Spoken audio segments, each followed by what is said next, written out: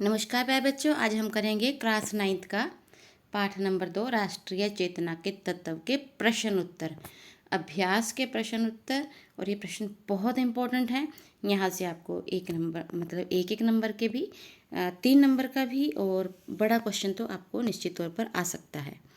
तो आइए शुरू करते हैं। सबसे पहले प्रश्न नंबर 1, अंग्रेजों की शोषणकारी नीतियों का भारत और भारतीयों पर क्या प्रभाव पड़ा। ये बहुत इंपॉर्टेंट क्वेश्चन है। समझने की बात है कि जो अंग्रेजों ने शोषणकारी नीतियाँ अपनाई, कौन कौन सी अपनाई और उससे भारत के लोगों पर क्या प्रभाव पड़ा। तो सबसे पहले है, अंग्रेजों ने भारत में अलग अलग भागों पर अलग अलग भू राजस्व नीतियाँ लागू की, जैसे बंगाल का स्थायी बंदोबस्त, रैयतवाड़ी बंदोबस्त, महालवाड़ी बंदोबस्त। इन नीतियों के कारण भू राजस्व की मात्रा यानी कि लगान की कर की मात्रा बहुत अधिक हो गई और उसे बहुत कठोरता से वसूल किया जाता था, जिसके कारण जो था भारत की आर्थिक स्थिति भी खराब थी और भारतीयों पर करों का बोझ भी बहुत अधिक बढ़ गया था। एक उसके बाद दूसरा है, कृषि पर निर्भर लोगों की आर्थिक स्थिति। आर्थिक मतलब होता है अर्थ, अर्थ मतलब पैसे से संबंधित स्थिति बेहद चिंताजनक हो गई थी और सभी लोग कामना कर रहे थे कि ब्रिटिश साम्राज्य का अंत हो। तीसरा है, औद्योगिक क्रांति के कारण कच्चा माल भारत से निर्यात होने लगा, तैयार माल भारत आने लगा। अब देखिए, समझ लीजिए कि मान लीजिए हमारे देश में कपास है और वो कपास कहाँ जा रही है, इंग्लैंड में। वहाँ से उसका कपड़ा बनकर भारत आ रहा है। तो जिससे भारत में जो उद्योग खुल सकते थे, जो हस्तशिल्प उद्योग था, लघु उद्योग था, वो सब नष्ट हो गए, क्योंकि सीधा बहुत कम रेट पर कपास बाहर जा रही है और वहाँ से कपड़ा बनकर भारत में आ रहा है। अब भारत में बना हुआ कपड़ा कौन लेगा फिर, क्योंकि यहाँ पर पहले ही ऑलरेडी कपास भारतीयों को महंगी मिलती थी। इस वजह से भारतीय व्यापारियों को भारी आर्थिक हानि उठानी पड़ी, यानी कि औद्योगिक क्रांति जो ब्रिटेन में आई थी उसका भारतीयों को बहुत नुकसान उठाना पड़ा। चौथा क्वेश्चन है, चौथा पॉइंट है, भारत से ब्रिटेन में बड़ी मात्रा में धन जो था वेतन, युद्ध खर्च और सेना के खर्च के रूप में जाता था। इसे ही धन निकास कहा गया और यह भारत में दरिद्रता का बहुत बड़ा कारण बना। ठीक है, तो 4 पॉइंट कौन से हो गए। एक तो हो गया भू राजस्व नीतियाँ बहुत खराब थी, दूसरा था लोगों की स्थिति बहुत चिंताजनक थी, सभी कामना कर रहे थे कि ब्रिटिश शासन का अंत हो। तीसरा, औद्योगिक क्रांति की वजह से क्या था, कच्चा माल भारत से निर्यात होता था, तैयार माल भारत आता था, जिसकी वजह से हस्तशिल्प और लघु उद्योग नष्ट हो गए। फिर उसका चौथा था, भारत से ब्रिटेन ब्रिटेन में बहुत बड़ी मात्रा में धन, वेतन, युद्ध खर्चे, सेना का खर्च बाहर जाता था और भारत में जब भारत का पैसा भारत से बाहर जा रहा है तो क्या होगा, भारत के में से धन का निकास हो गया और उसकी वजह से भारत में दरिद्रता आई। देखिए, विदेशी पूंजी आ नहीं रही और भारत का पैसा बाहर जा रहा है। प्यारे बच्चे, ये 5 क्वेश्चन आपने बहुत अच्छे से कर लेने हैं, जो भी 5-6 क्वेश्चन हैं, क्योंकि बहुत ज़्यादा इम्पोर्टेंट है ये और हमने कोशिश की है आपके लिए बहुत आसान से आसान बनाए ताकि आपको ज़्यादा टाइम ना लगे इनको समझने में। और इसी प्रकार से हमने समझाने का प्रयास भी किया है। आप कोई भी हेल्प बुक, गाइड या अपनी एनसीईआरटी बुक उठाएंगे तो आपको यहीं पर सबसे आसान भाषा मिलेगी। अगला क्वेश्चन है, अंग्रेजी शासन की आलोचना करने वाले समाचार पत्र। सबसे पहले राजा राम मोहन राय जी द्वारा चलाए गए समाचार पत्र, जिसमें है बंगदूत, पेपर में आ सकता है ना, बंगदूत अखबार किसका था, राजा राम मोहन राय का।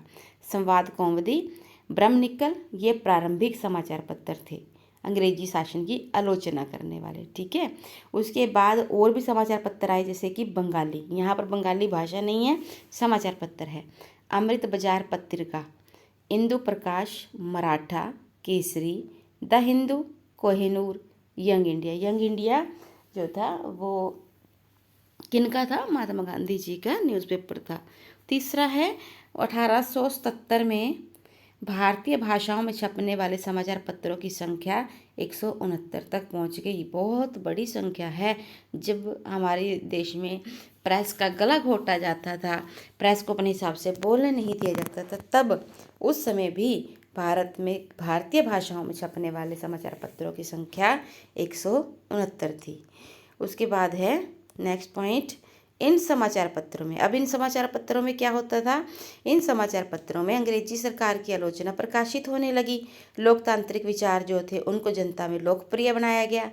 कालांतर में, आप यहाँ पर बाद में लिख सकते हो ये कालांतर में, आधुनिक भारतीय राष्ट्रीयता का दर्पण, यानी कि भारत की जो राष्ट्रीयता है, जो एकता है, उसका दर्पण मतलब उसकी सच्चाई और उसका आईना और जनता को शिक्षित करने का काम भी समाचार पत्रों ने ही किया। यानी कि राष्ट्रीयता जो जोड़ी, पूरा देश जो एकजुट हो पाया और जनता को शिक्षित कर पाया, जनता जागरूक हो पाई, वो काम भी किसने किया है, समाचार पत्रों ने ही किया है। तो यहाँ पर हम सबसे पहले राजा राम मोहन राय के प्रकाश समाचार पत्र लिखेंगे, बाद में कुछ अन्य समाचार पत्र बताएंगे, फिर हम बताएंगे कि 1877 तक कितने समाचार पत्र छपने लगे थे, 169। उसके बाद नेक्स्ट होगा कि इन्होंने क्या किया, सरकार की आलोचना की, लोकतांत्रिक विचारों का प्रसार किया, बाद में यही भारतीय राष्ट्रीयता का दर्पण और जनता को शिक्षित करने का माध्यम भी बने। अब बढ़ते हैं हम क्वेश्चन नंबर 3 की ओर। अंग्रेजों ने भारतीयों में या भारत में अंग्रेजी शिक्षा का आरंभ किन स्वार्थों के लिए किया था और भारतीयों ने इस शिक्षा का कैसे लाभ उठाया। देखिए, लॉर्ड मैकले के प्रयासों से 1835 में भारत में पश्चिमी शिक्षा अर्थात अंग्रेजी शिक्षा का आरंभ हुआ। अंग्रेजी शिक्षा को लागू करने के पीछे अंग्रेजी सरकार के क्या उद्देश्य थे। एक तो अंग्रेजी शिक्षा इसलिए लगाई गई ताकि सस्ते क्लर्क मिल सकें, दूसरा अंग्रेजों के प्रति वफादार वर्ग का उदय हो सके, एक ऐसा वर्ग जो अंग्रेजी पढ़ेगा और अंग्रेजों का वफादार होगा, तीसरा अंग्रेजी माल की अधिक से अधिक खपत हो सके, क्योंकि सभी लोग जो है अंग्रेजी के पीछे भाग रहे होंगे। किंतु ऐसा नहीं हो गया, हुआ तो अंग्रेजों की इच्छा के उलट। किंतु शीघ्र ही अंग्रेजी पढ़कर भारत में एक नए बुद्धिजीवी वर्ग का उदय हुआ।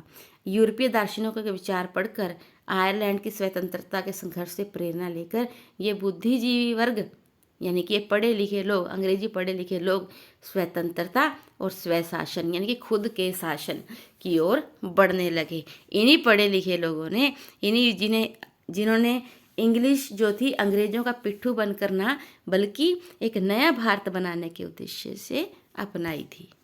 बढ़ते हैं क्वेश्चन नंबर 4 की ओर। क्या भारत में राष्ट्रीयता यानी कि एक होने का जो सूत्र है वो अंग्रेजों की देन है? तो इसका सही आंसर है हाँ। कैसे? देखिए, नंबर 1, अंग्रेज भारत से अधिक धन कमाना चाहते थे, अतः उन्होंने भारतीयों का खूब शोषण किया।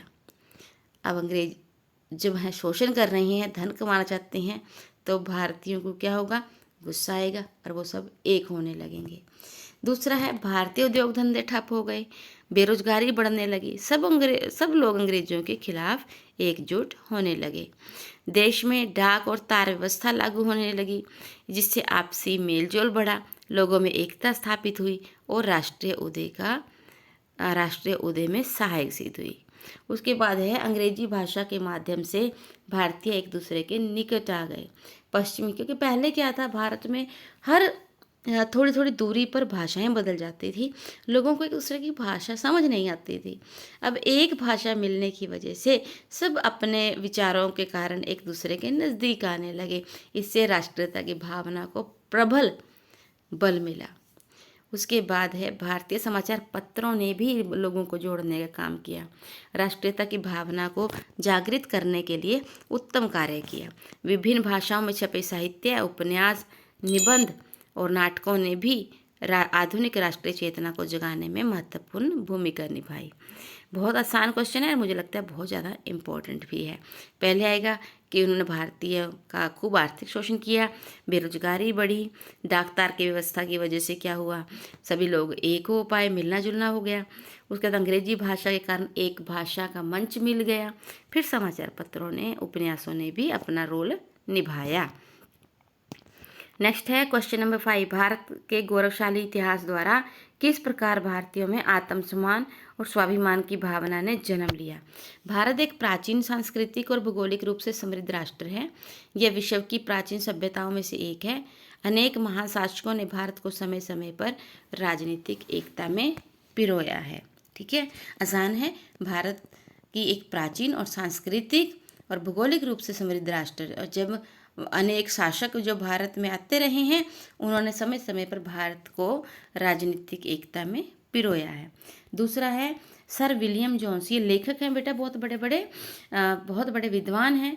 जेम्स प्रिंसेप, मैक्स मुलर जैसे विद्वानों ने भारतीय प्राचीन गौरवशाली संस्कृति और ऐतिहासिक धरोहर को विश्व के सामने रखा, बताया कि भारत का इतिहास कितना महान है, यहाँ की संस्कृति जो कितनी गौरवशाली है, ये बात भारत नहीं बल्कि पूरे विश्व के सामने रखी, जिससे पता चला कि भारत कितना महान देश है शुरू से ही। जेम्स प्रिंसेप के द्वारा ब्राह्मी लिपि को पढ़ने से अशोक जैसे महान सम्राटों के बारे में जानकारी मिली, क्योंकि जेम्स प्रिंसेप ही पहले विद्वान थे जो अशोक के अभिलेखों पर भाषा लिखी गई थी वो ब्राह्मी थी, जिसे पहली बार पढ़ने में सफलता प्राप्त की। और जैसे ही भाषा पढ़ी गई तो बहुत सारी बातें सामने आई। कई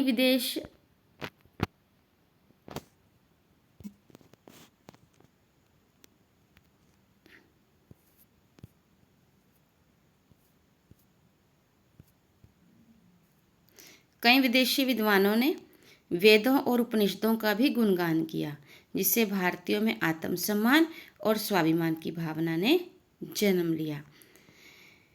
उसके बाद है कलकत्ता में स्थित एशियाटिक सोसाइटी ऑफ बंगाल, जिसने भारत के गौरवशाली इतिहास का प्रचार प्रसार किया, भारत में राजनीतिक चेतना को जन्म दिया, जो आगे चलकर राष्ट्रीयता का सूत्रधार बनी। सूत्रधार मतलब एक धागे में पिरोने का काम करने लगी। एशियाटिक सोसाइटी क्या काम करती थी? भारत के गौरवशाली इतिहास का प्रचार करती थी। आइए हम कुछ इम्पोर्टेंट फैक्ट्स करते हैं, क्योंकि ये आपके अभ्यास में दिए गए हैं। यहाँ से आपको एक एक मार्क्स से क्वेश्चन उठ कर आ सकते हैं। जैसे कि थियोसॉफिकल सोसाइटी के प्रमुख नेता कौन थे? Shrimati Annie Besant. तो यहाँ पर क्वेश्चन बन सकता है कि थियोसॉफिकल सोसाइटी के प्रमुख नेता कौन थे? Shrimati Annie Besant. दूसरा हो सकता है मैडलिन स्लेड का भारतीय नाम क्या था? मीराबेन। यानी कि वो है तो इंग्लिश थी, लेकिन भारत में उन्हें मीराबेन कहकर बुलाया जाता था। एशियाटिक सोसाइटी की स्थापना किसने की थी? विलियम जोन्स ने 1784 में कलकत्ता में। फिर है उसके बाद केसरी नामक समाचार पत्र का संबंध किससे है? लोकमान्य तिलक, बाल गंगाधर तिलक से। दीनबंधु मित्र द्वारा रचित नाटक का नाम नील दर्पण, बहुत ज़्यादा इंपॉर्टेंट है, पेपर में अक्सर क्वेश्चन ये ना कंपटीशन में आता है कि नील दर्पण जो नाटक है उसके रचनाकार कौन है? दीनबंधु मित्र। भारत में अंग्रेजी शिक्षा कब प्रारंभ हुई? 1835 में। किसने शुरू की थी? लॉर्ड मैकले ने। क्यों की थी? सस्ते क्लर्क प्राप्त करने के लिए। लेकिन हुआ क्या? उसने राष्ट्रीयता को बढ़ावा दिया। सुभाष चंद्र बोस जो थे वो इटली के किस महान विद्वान से, किस राजनीतिक नेता से प्रभावित थे? तो इसका सही आंसर है गैरीबाल्डी।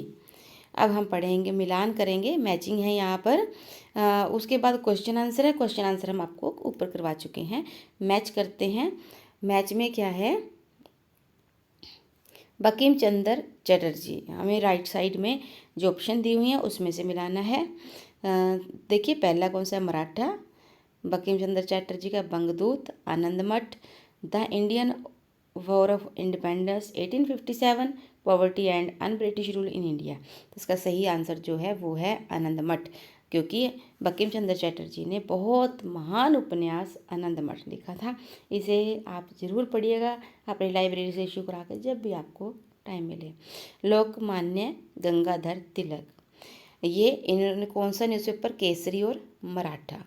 दादा भाई नारोजी, बहुत महान पुस्तक लिखी है इन्होंने, poverty and un British rule in India.